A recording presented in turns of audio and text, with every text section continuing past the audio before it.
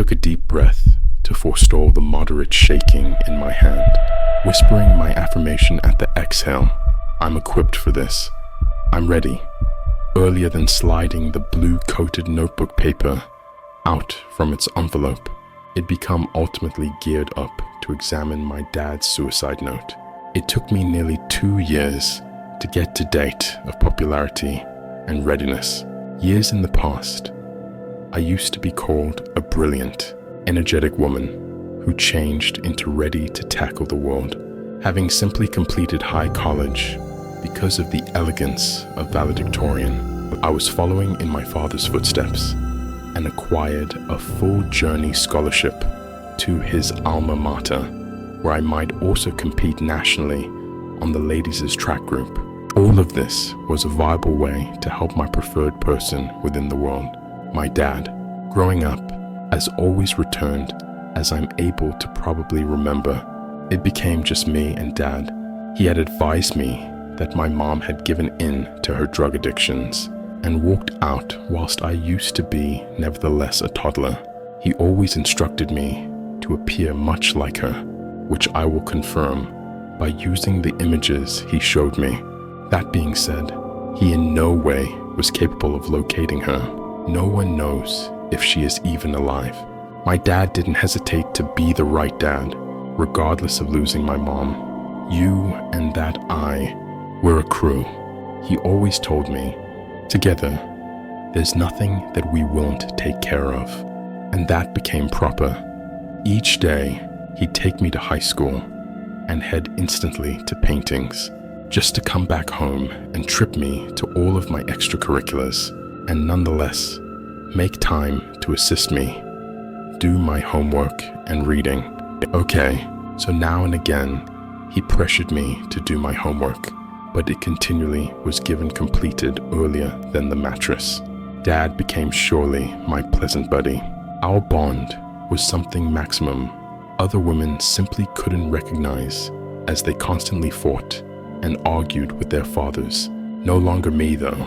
We were a crew. There was not anything that we couldn't cope with. This is till there has been no we anymore. That weekend, we spent all Saturday moving my matters into my new college dorm. I understand that day like it changed into the day gone by. We talked and laughed all day as we unpacked and set up fixtures together. We ought to best avoid the inevitable for seeing you later though. As nighttime fell and Pop still had a 3-hour power dome, sooner or later, we each broke into tears as we said our goodbyes. Consider, we're a crew, he told me, choking back his tears. Together, there's not anything we cannot take care of. I completed for him, and with that, he climbed into his pickup and drove off. I cried myself to sleep, considering how I had never long passed greater than an afternoon without seeing my dad, and now I was speculated to live by myself. I woke up early the next day, nevertheless carrying my jeans from transfer day, knowing that I hadn't stayed up to get the textual content from my dad, making sure he made it home properly. I picked up my cell phone to check for his textual content. However, naturally, the battery became dead. I linked the charger and got the espresso pot started whilst I waited for my smartphone to rate. By the time I was given back to my bedroom, the cell phone had enough juice to show on. I installed my passcode and went instantly to the messaging app, but there was no message from Dad. I straight away had an awful feeling about it. It seemed so not like him to no longer send the message while he got home. My mind began leaping to all of the what ifs. Like, what if he were in a twist of fate? What if he was within the medical institution? Or worse, I called, hoping he would select the cell phone and calm my anxiety. But the call went straight to his cherry, sarcastic voicemail. He hadn't changed in years. That is Darren. Sorry I ignored your call. Leave me a message and tell me that I'll probably call you again, but no guarantees. Hiya, Dad. This is Aaron. Sorry, I fell asleep. Just wanted to recognize you purchased home K.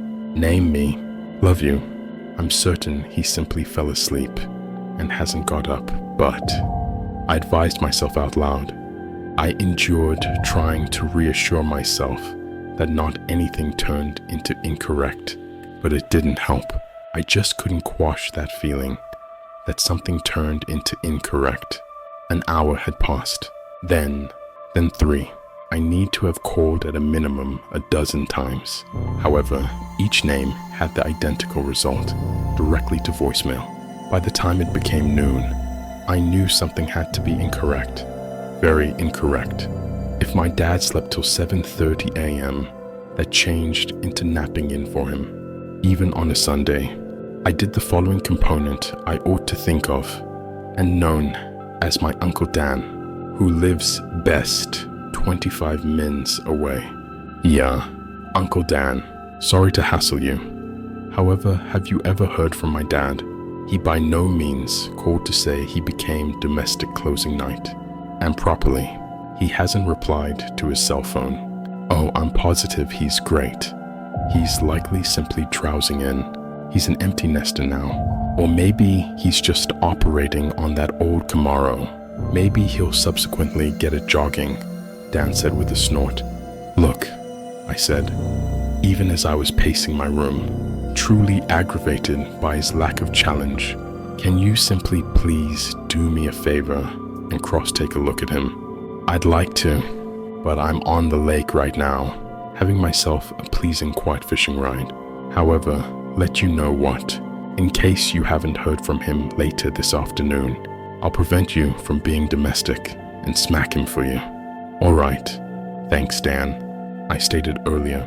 Now, not even looking to cover my unhappiness, I couldn't apprehend how Dan should just blow off the reality that Dad hasn't referred to as me. I knew my dad better than all and sundry, and this wasn't every day. I referred to the highway patrol next and asked them if there were any accidents involving a 2006 Chevy Silverado. Thankfully, there were none. After that, I called the neighborhood police for my dad's town, asking them to report a lacking individual document or to do a wellness check. They blew me off the same manner Uncle Dan did, telling me that he's an adult and has no duty to check in with his teenage daughter, and encouraged me to wait multiple days. By using 2 p.m. still, and not using a cell phone call, and no one that might take me critically, I grabbed the keys to my dainty maroon sedan and commenced driving. I drove rapidly. I couldn't help it. However, I made it home in only 102 hours, reducing 30 minutes off the usual 3-hour drive. I felt my coronary heart accelerate and hit a touch harder as I pulled into my neighborhood, traumatic to get some solutions. As the storage door opened, I could see the Chevy Silverado in the garage, next to the rusty antique Camaro with parts and gear scattered approximately. Feeling a touch relieved, I took a deep breath in and allowed my chest to push the air lower back out. Dad? I called out as I walked through the door.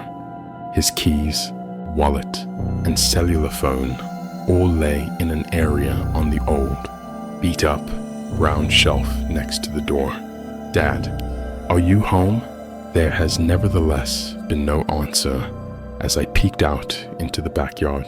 It seemed as although the home I'd recognized my whole life had never been so quiet. It was usually packed with the sounds of conversations, laughter, tune, or the sound of sports gambling within the residing room. Tonight, however, the silence of the residence became so muted that each stair creak sounded just like the residents becoming moaning in pain, as if it was being forced to inform a dark secret. Dad? I was referred to as out, a bit softer this time, scared to disturb the leering silence. I gave his bedroom door a soft knock, then twisted the doorknob and drove lightly, encouraging it to slowly open with a drawn-out, squealing creak. That's where I discovered him. The first element I observed is the blood. The headboard of his mattress had a deep crimson, almost black within the center, spatter of blood.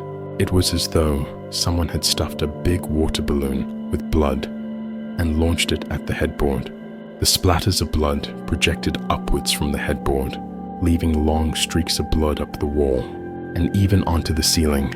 Laying at the mattress became my father, happily slumped in a way that I couldn't see his head and face. Subsequent to him, I may want to see the deep brown timber inventory of his 12-gauge shotgun.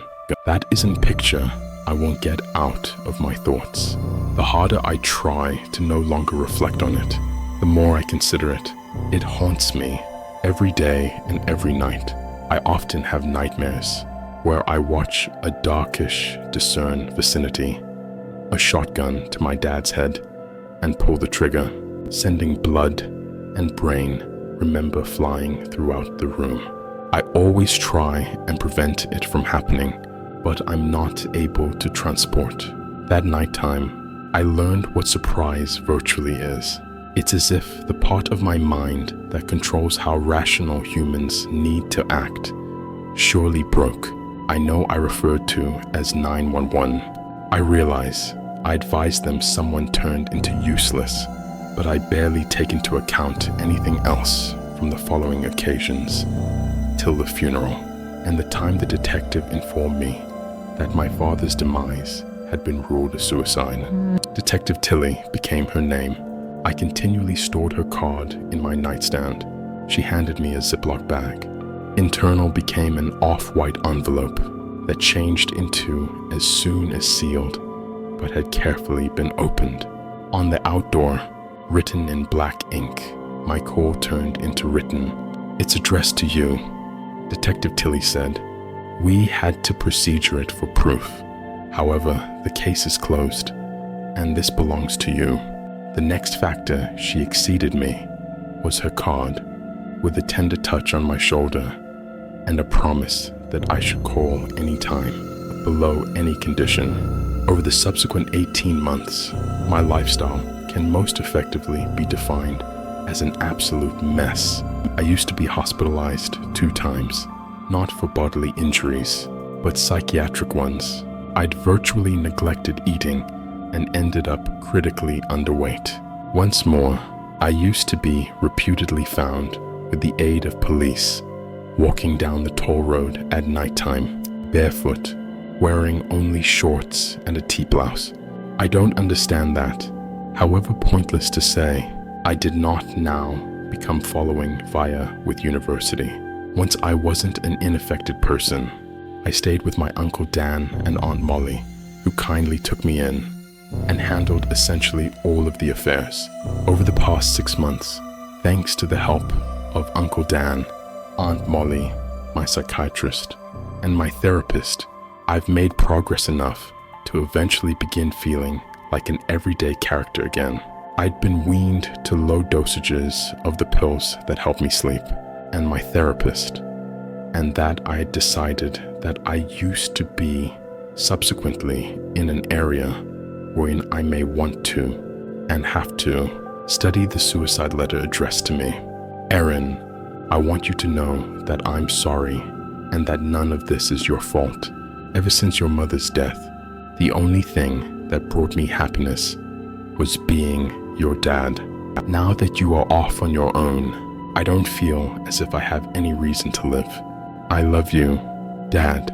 I paused, staring at the words, letting them sink in. My fist slammed on the desk before I even realized I was angry, knocking my pen holder over. I grabbed the pen holder and threw it across the room. I heard it crack on the wall, followed by pens and pencils landing in every which direction. "What the fuck?" I said out loud, as my sight blurred slightly from the accumulating tears. This letter was supposed to provide me with closure, not more questions. What did he mean by my mother's death? My father had always told me that she left, and he didn't know what happened to her after that. And why is it that he couldn't continue to be my dad after I left college. I took a deep breath in through my nose and pushed the air out through my lips. I took a couple more deep breaths until I had composure over myself. I started picking up the pens that I had thrown everywhere. They were all the blue-capped ballpoint pens, the only pens I would write with. That habit was one of the many that I picked up from my dad.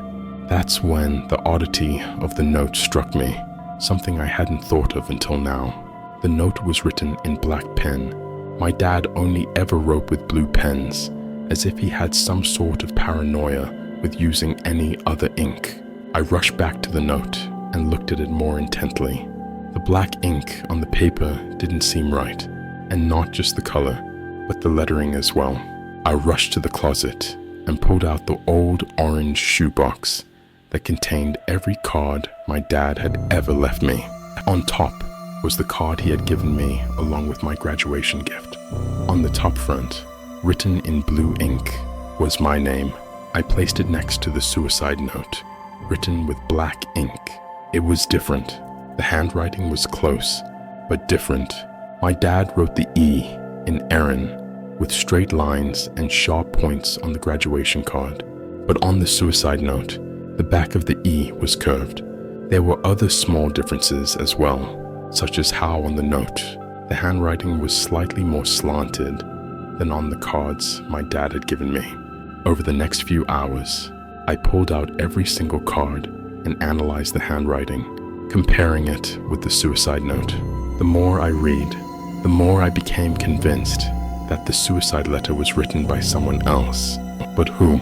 Was my dad murdered? I approached Dan as soon as he got home, holding the letter in my hand. Don, there's something that I'd like to talk to you about, I said, standing in the doorway of his office with my free hand anxiously pulling at my hair. What can I do for you? Aaron, Dan replied with a smile, but still looking down at his computer. My dad's suicide note. I read it. It says here that my mother died, but my dad said that she left, and he never knew what happened to her. I'm just confused.